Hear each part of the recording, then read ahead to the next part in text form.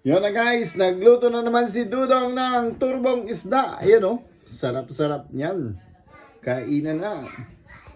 Hello guys, yan, magluluto na naman si Dudong ng tuturbo nating isda. Parang steam ang kakalabasan. Yan ang sahog natin, onion leaves. Tapos may kamatis.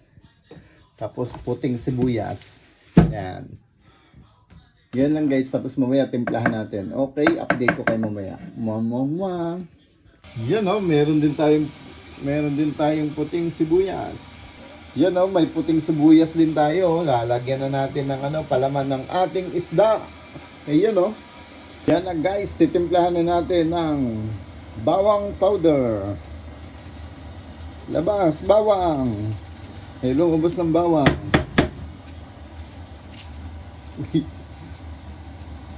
Yun o. Bawang powder. Ito lang naman panimpla dito guys. Sa konting sili. Para malinamnam ang ating in-steam na isda. Tapos paminta. Ayan o. Paminta. Tapos asin. Tansyahan na lang yan. Tansyahan ng asin. Mga 3 kutsara. Okay na yan. Tapos halo-halo. Yun o. Ready ng ating palaman ng isda. Woo! Busog-lusog na naman to.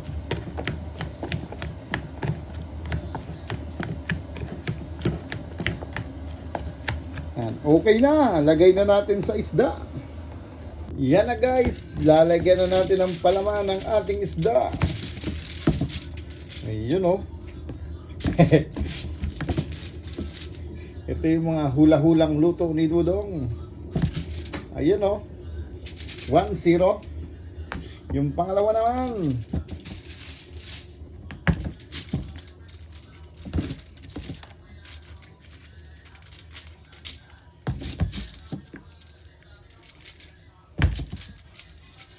Ayun na o. Daming palaman.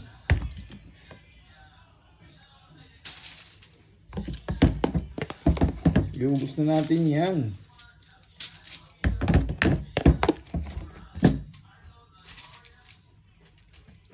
Tapos ibalot na natin ang ating isda. Baka makatakas. Ayun o. Nakabalot na. Ito rin o. Baka tumakas eh. Yan. Tapos na. Mamaya kainan na. Ayan na guys, isasalang na natin sa turbo ang ating isda. Ayan o. Ang temperature na gagamitin natin ay 175 lang. Tapos mga 20 minutes o 25. Okay lang yan. O go! Ayan o. Nakasalang na, mamaya kainan na. Yan o, gumawa na rin tayo ng sausawan o, para sa isda. Ayun o, kainan na. Pagluto nun, ubos na to. Kainan na ang kasunod. Yun na o, malapit na maluto ang ating isda. Ayun o. Yan na guys, luto na. Kakain na. Yan na guys, luto na. Buksan na natin ang ating isda. Ayan o. Usok-usok pa o. Tapos may sausawan. Ayan o.